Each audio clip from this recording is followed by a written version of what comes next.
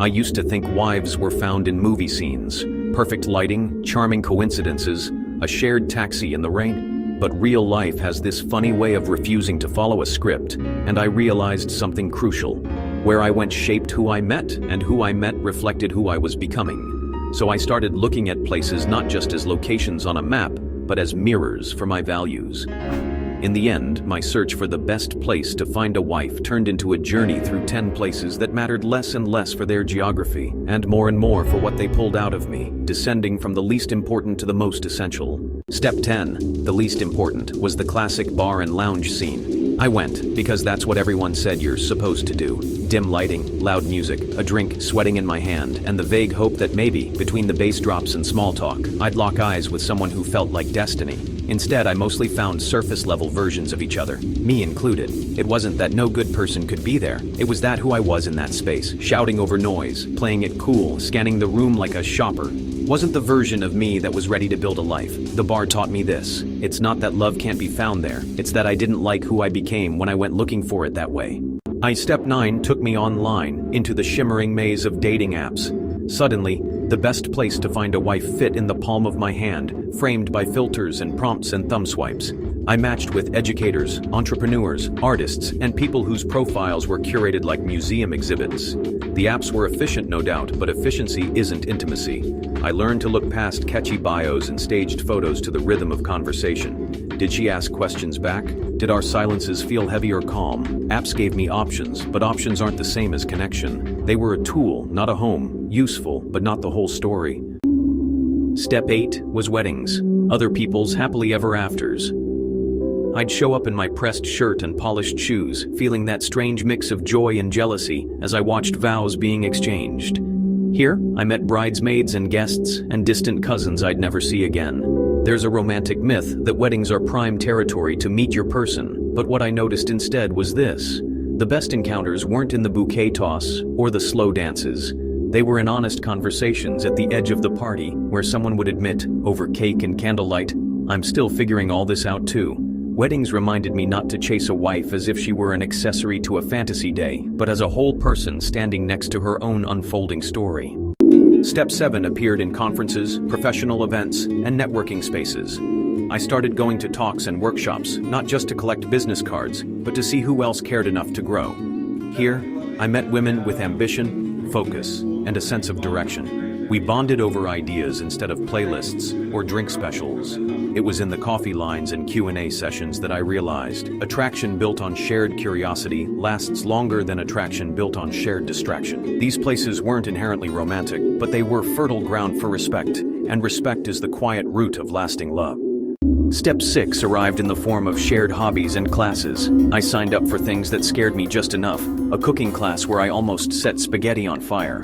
A dance workshop where my feet betrayed me. A language course where I stumbled through basic phrases. And there, fumbling through my own awkwardness, I met people, women, who were also willing to be bad at something in public for the sake of eventually becoming better. There's something disarming about bonding over mutual clumsiness. In those rooms, I wasn't auditioning. I was participating. Any wife I'd meet here, I realized, would see me not as a highlight reel, but as a work in very obvious progress. Step 5 showed up in faith and spiritual communities. Whether it was a church, a meditation group, or a quiet circle of people trying to live by something larger than themselves, I found that the atmosphere shifted the kind of connection that formed.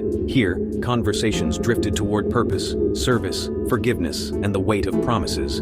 I wasn't searching the pews like an emotional supermarket. I was asking myself, if I want a woman with depth, conviction, and kindness, am I living in a way that would make someone like that feel safe with me? These spaces weren't about hunting, they were about aligning. If I met a wife here, I'd know we shared not just interests, but orientation. What we turned toward when life got confusing. Step 4 lived outdoors, hiking trails, running clubs, volunteer cleanups, community gardens.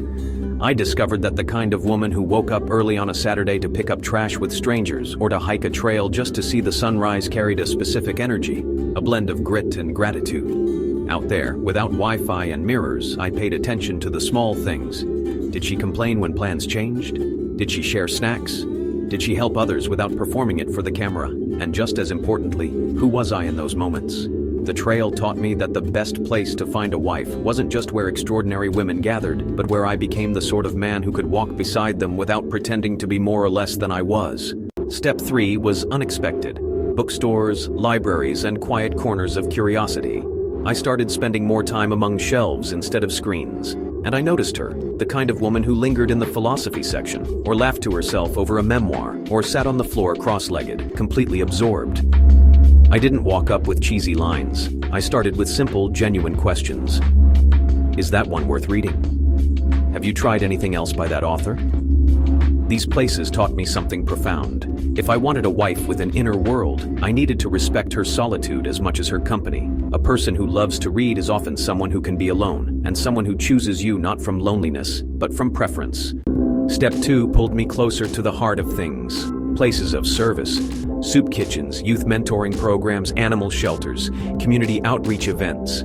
Here, there was no spotlight, no curated image to protect, just people in old t-shirts doing unglamorous work that improved someone else's day.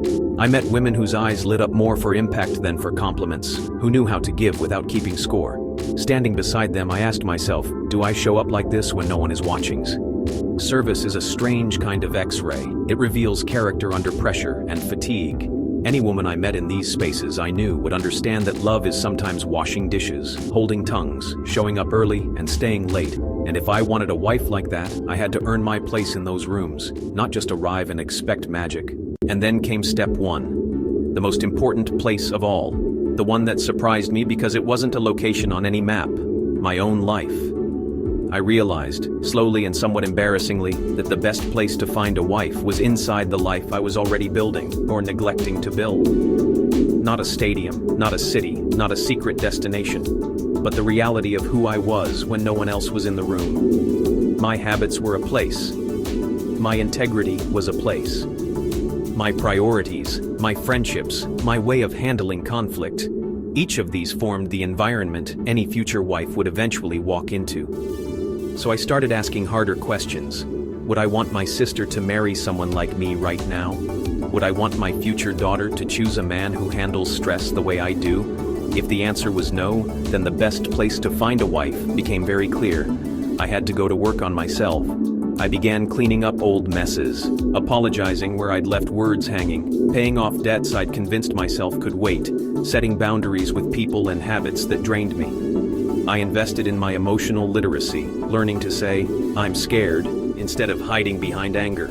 I don't know, instead of faking expertise. I'm sorry, without adding a defensive explanation. I built a life that I would be proud to invite someone into, even if she never came. And in doing so, I felt something shift. Need gave way to readiness. In the end, my search for the best places to find a wife stopped being a scavenger hunt and turned into a kind of quiet revolution in how I lived.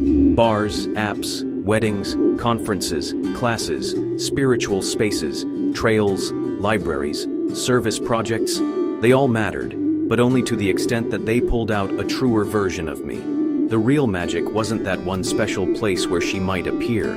It was the realization that every place I went was an opportunity to practice being the person I hoped she'd recognize when she finally did. And somewhere in the middle of all those steps, between fumbling introductions and honest goodbyes, awkward first conversations, and silent, sacred moments of self-reflection, I noticed something unexpected had happened. I was no longer just looking for a wife.